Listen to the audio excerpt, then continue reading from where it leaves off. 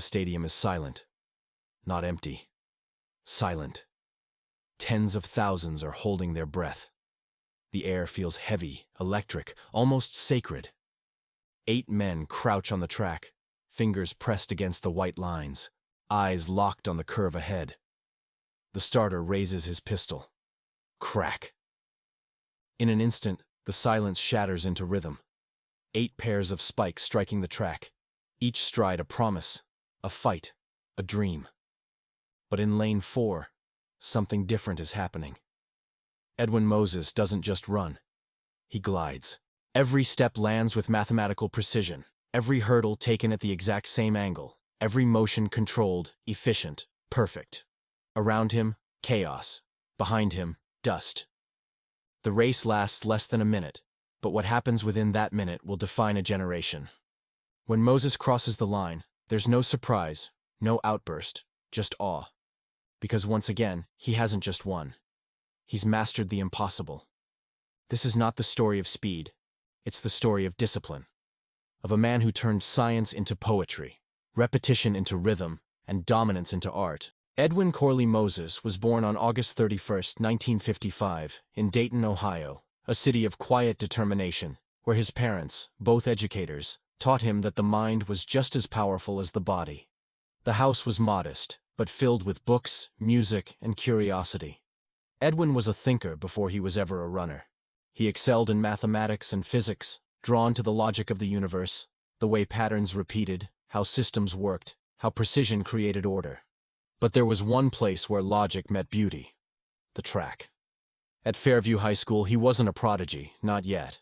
Tall and lean, he experimented with events. Sprints, jumps, hurdles, still searching for where he truly belonged. Coaches saw flashes of potential, but Moses saw something else: possibility. He didn't just want to compete.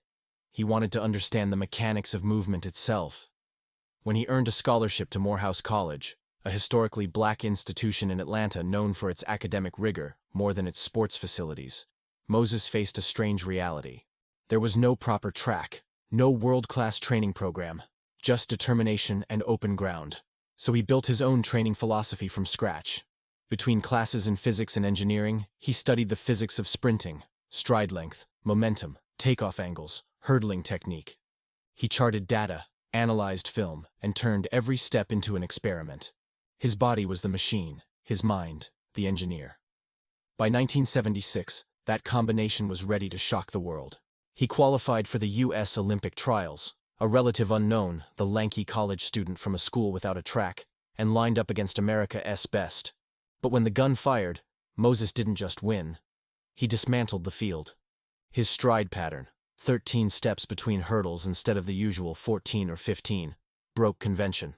His rhythm was flawless, his technique impossibly smooth. He set a world record right there at the trials. Weeks later, he arrived in Montreal for the Olympic Games. The pressure was immense. Global cameras, roaring crowds, and the weight of representing not just himself, but the science he'd built.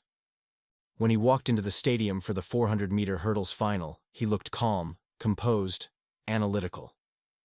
Stay in rhythm, he told himself. 13 steps. Nothing more. Nothing less. From the moment the race began, there was no doubt. Moses flowed over each hurdle like a metronome, each movement perfectly timed. As he entered the final straight, he was flying, every ounce of effort refined into grace. When he crossed the finish line, he had not only won gold, he had broken the world record again. The world had just met a new kind of athlete, one who ruled through control, not chaos. After Montreal, Edwin Moses became a symbol of precision and dominance. But dominance, as he would soon prove, is not built on talent. It's built on repetition, routine, and relentlessness. Day after day, he trained like a scientist. Early mornings, endless intervals, every stride measured, every hurdle analyzed. He trained not for speed, but for perfection. And it worked, better than anyone could have imagined. From 1977 to 1987, Edwin Moses didn't lose a single race. Not one. 400 races, 10 years. Every continent, every condition, every rival, beaten. During that decade of invincibility, he broke the world record 4 times and won 2 Olympic gold medals, Montreal in 1976 and Los Angeles in 1984. He missed the 1980 Games only because of the U.S. boycott, but that didn't stop him. His focus never wavered. Every race became an equation to solve. Every performance, a test of consistency. And yet, beneath the calm exterior, Moses carried the quiet weight of expectation. Reporters would call him the machine, but he wasn't. He was human. And the human part of him felt every ounce of pressure.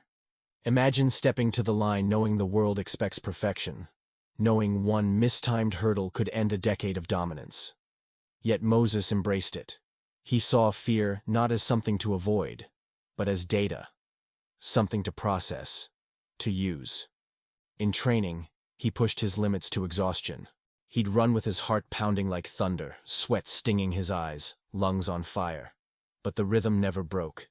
He once said, "The real competition is within yourself, to be consistent, to be disciplined, to be better than you were yesterday."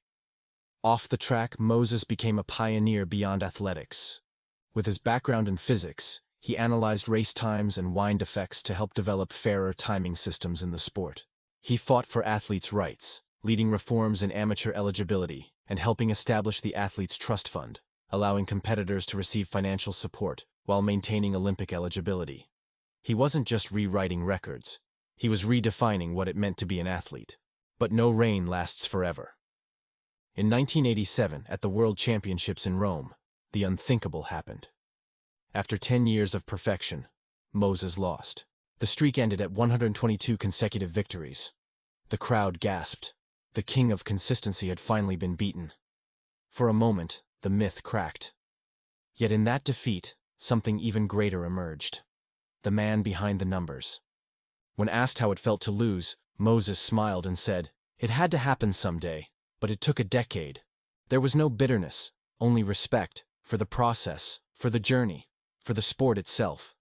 And then, he came back. In 1988, at the Seoul Olympics, nearing his mid-30s, Moses was no longer the invincible figure of the past. Younger rivals were faster, fresher. But experience has its own kind of speed.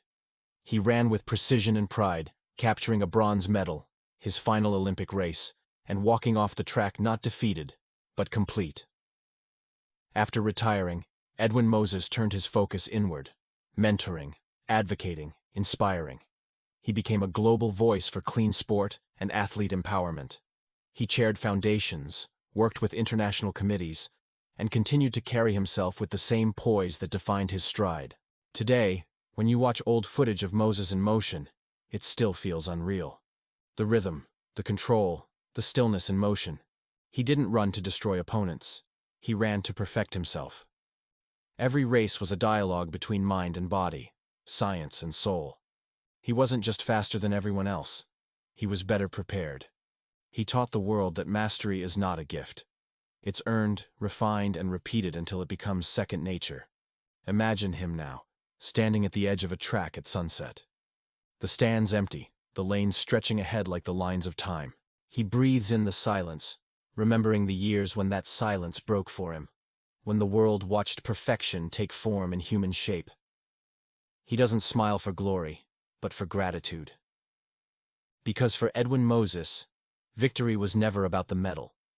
It was about becoming the kind of person who could earn it. And that's what makes his story eternal. Edwin Moses didn't just dominate a race. He defined an era. His discipline, his intellect, and his grace turned competition into a craft. He proved that greatness is not about luck or talent, but about precision, persistence, and purpose.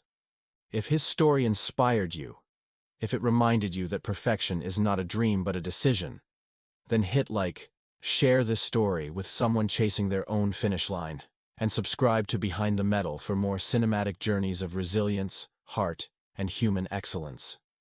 Because behind every medal, there's a story that still runs.